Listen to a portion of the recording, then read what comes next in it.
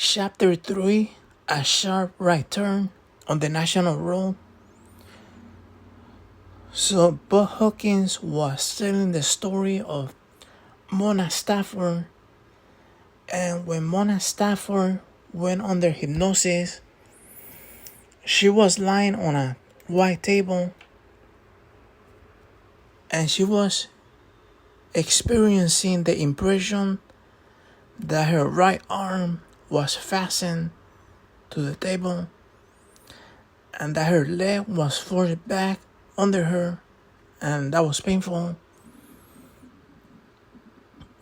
And he was also saying that another abductee, Miss Elaine Thomas, remembered a bullet-shaped object that was placed on her left chest.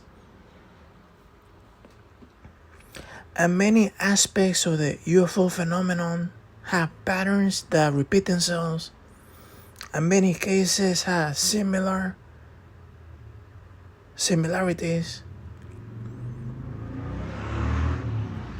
So Budd Hopkins met a young neurosurgeon that was an art collector, and he was interested in Budd Hopkins' work because he was an artist. So they were hanging out in their studio, in Budd Hopkins' studio, and they began speaking about UFOs. And one evening, they were listening to a hypnotic regression. And Budd Hopkins said that some cases involve scars when the abductees were taken to the UFO. So he asked the guy, because he was a doctor, if he could do him a favor and examine one or two people that were abducted to see what he could discover, to examine the wounds and see if he could discover anything. And he agreed.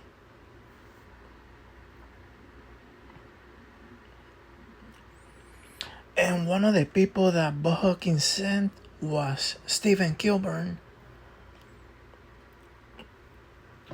And the reason that he selected Stephen Kilburn was because his abduction experience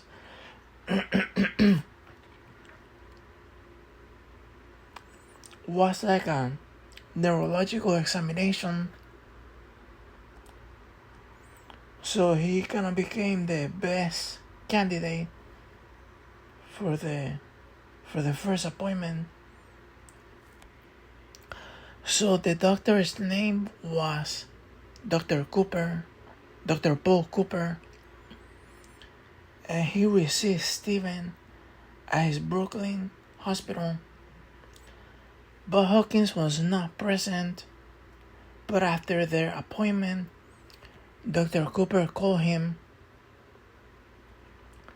and he said that they were the spookiest 2.5 hours of his life, that he was spellbound.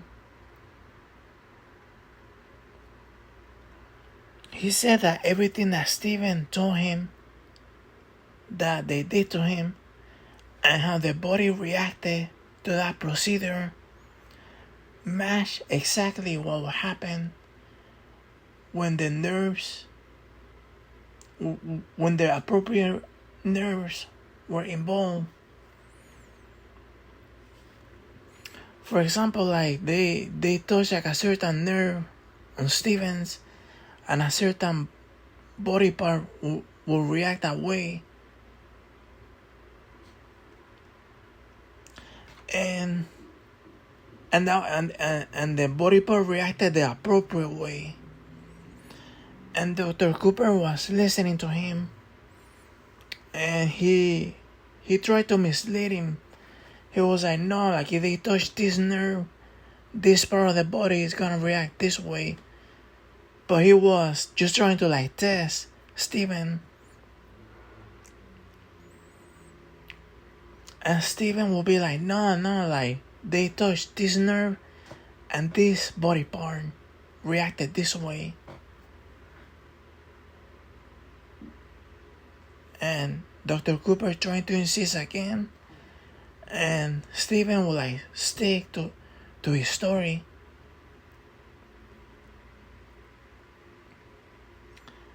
And Dr. Cooper was shocked because the body parts reacted the right way, and this was telling him that Steven was telling the truth. And Dr. Cooper did not find any unusual scars or puncture marks on Steven's body.